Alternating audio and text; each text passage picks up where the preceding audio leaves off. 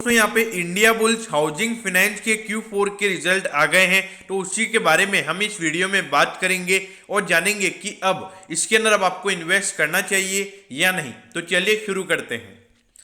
तो देखिए, सबसे पहले अगर हम यहाँ पे टोटल रेवेन्यू की बात करें तो पिछले क्वार्टर के कंपैरिजन में यहाँ पे 5% का डिक्लाइन कंपनी के टोटल रेवेन्यू में देखने को मिला है। तो देखिए 2371 करोड़ का यहाँ पे कंपनी का टोटल रेवेन्यू निकल कर आया है। अब इसी के बाद अगर हम इसके नेट प्रॉफिट की बात करें तो रेवेन्यू यहाँ पे 5% गिरा है, तो उसके बाद यहाँ पे कंपनी का नेट प्रॉफिट भी 16% गिर कर 276 करोड़ का यहाँ पे कंपनी का नेट प्रॉफिट निकल कर आया है। तो देखिए यहाँ पर अगर आप देखोगे तो क्वार्टरली बेसिस का जो रिजल्ट है वो यहाँ पर बिल्कुल भी आपको अच्छा नहीं लगेगा एज अ शेयर होल्डर।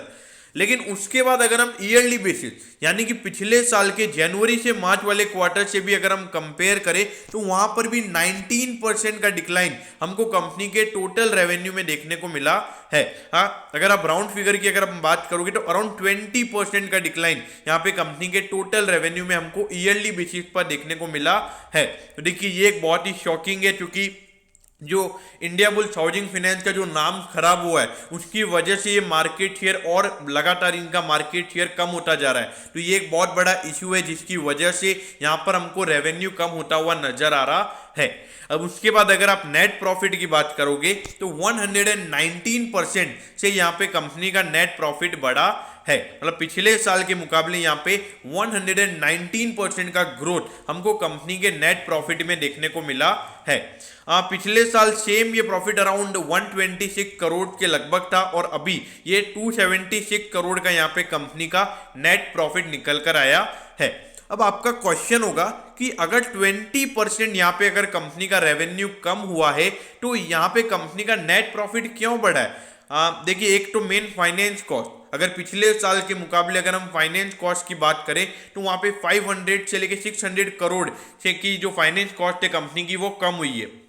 और उसके अलावा थोड़ा टैक्स बेनिफिट भी यहाँ पर कंपनी को मिला है, जिसके चलते और जो ऑपरेशनल कंपनी के एक्सपेंसेस हैं वो भी कम हुए।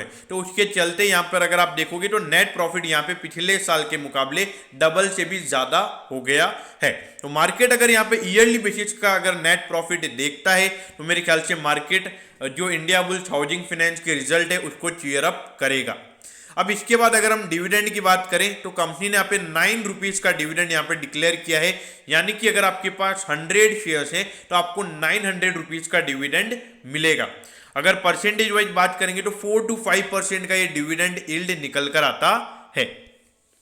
अब ये देखिए, स्मॉल कैप कंपनी है, 8870 करोड़ का यहाँ पे इसका मार्केट कैप है। इस रिजल्ट के बाद इसका जो अर्निंग पर शेयर होता है वो 27 रुपीज निकल कर आता है। तो उसके बाद इसका price to earning ratio around 6 से 7 के लगभग निकल कर आता है। अभी जो 190 के प्राइस के अराउंड ये शेयर भी ट्रेड हो रहा है उसके हिसाब से। तो यहाँ पर अगर आप देखोगे तो इंडस्ट्री के प्राइस टू अर्निंग रेशियो से बहुत ही अंडर वैल्यूएशन पर मिल रहा है। लेकिन इसका रीजन यही है कि जो लगातार इंडिया बुल्स हाउसिंग फाइनेंस का नाम खराब किया गया है, कुछ ऑपरेटर्स या फिर कुछ बड़ी पार्टीज ने मिलकर इसकी कंपनी का जो नाम खराब किया है उसकी वजह से इसकी कंपनी को बहुत यहाँ पे नुकसान होता हुआ नजर आ रहा है। देखिए, अभी प्रॉफिट तो अगर प्रॉफिटेबिलिटी तो कंपनी की अभी पॉजिटिव ही है, मतलब कंपनी को लॉस नहीं हो रहा है, लेकिन जो लगातार कंपनी का रेवेन्यू गिर रहा है वो एक बहुत ही सीरियस प्रॉब्लम है। क्योंकि यहाँ पर मार्केट में लगातार मार्केट शेयर कम क्यों हो रहा है? क्योंकि जो लगातार नाम खराब हुआ है तो लोग यहाँ पे हाउसिंग लोन लेने से डर रहे हैं। तो ये एक बहुत बड़ा प्रॉब्लम है, इसकी वजह से इंडिया बुल्स हाउसिंग फाइनेंस को जो वैल्यूएशन मिलना चाहिए वो वैल्यूएशन नहीं मिल रहा है। अब ये देखिए 2019 के बाद जब से उसका नाम खराब हुआ है, ये रेवेन्यू देखिए किस तरीके से ये रेवेन्यू गिरा है। उसके बाद अगर आप देखोगे तो ये प्रॉफिटेबिलिटी भी पिछले साल आधी हो गई थी और इस बार और आधी हो गई है। इस बार का अगर आप पूरे साल का प्रॉफिट अगर आप देखोगे तो 1100 करोड़ के लगभग का प्रॉफिट है, और जबकि पिछले साल 2200 करोड़ का प्रॉफिट था। तो यानी कि हर साल यहाँ पे प्रॉफिटेबिलिटी कम हो रही है। तो जो लगातार यहाँ पे नाम खराब हुआ है कंपनी का, तो वो यहाँ पर इश्यू बना हुआ है। तो इंडिया बुल्स हाउसिंग फाइनेंस के लिए आने वाले टाइम पे बहुत सारे चैलेंजेस रहेंगे। अब ये देखिए 193.25 पे ये शेयर अभी ट्रेड हो रहा है और देखिए 1440 का इसका हाई है। तो अगर अभी आप हाई से कंपेयर करोगे तो बहुत ज्यादा मतलब हद से ज्यादा करेक्शन इस स्टॉक में हो चुका है। तो देखिए यहाँ पर अगर आप देखोगे तो ज्यादा गिरने के चांसेस कम लग रहे हैं, लेकिन हाँ जो रेवेन्यू यहाँ पे लगातार क्वार्टरली बेसिस पर हर क्वार्टर में यहाँ पे कंपनी का रेवेन्यू कम हो रहा है, ये एक बहुत ही बड़ा फैक्टर है जो यहाँ पे आने वाले टाइम पे एक रिस्की फैक्टर बन सकता है एज एन इन्वेस्टर, क्योंकि लगातार यहाँ पे मार्केट शेयर कम हो रहा है और बहुत सारी हाउसिंग फाइनेंस कंपनीज आ रही है जैसे आवाज फाइनेंशियर्स, LIC हाउसिंग फाइनेंस और कुछ छोटी मोटी कंपनीज भी हैं, यानी कि जो mid cap company small cap companies हैं वो भी यहाँ पे अच्छा परफॉर्मेंस करती हुई नजर आ रही हैं। तो आने वाले टाइम पे इंडिया बुल्स हाउसिंग फाइनेंस के लिए बहुत सारे चैलेंजेस रह सकते हैं।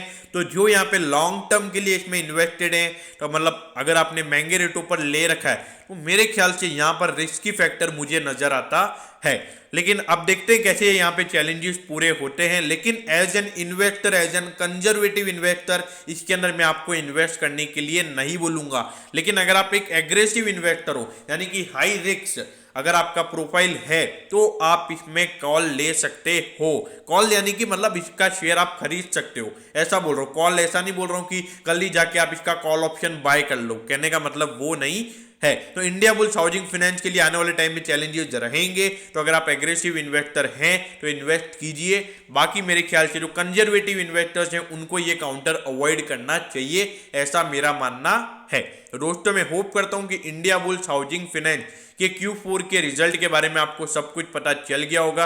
अगर आपकी कोई भी क्वेरीज है तो आप कमेंट कीजिए, मैं जरूर आपके कमेंट पर रिप्लाई करूंगा। ओके दोस्तों, thank you, have a nice day.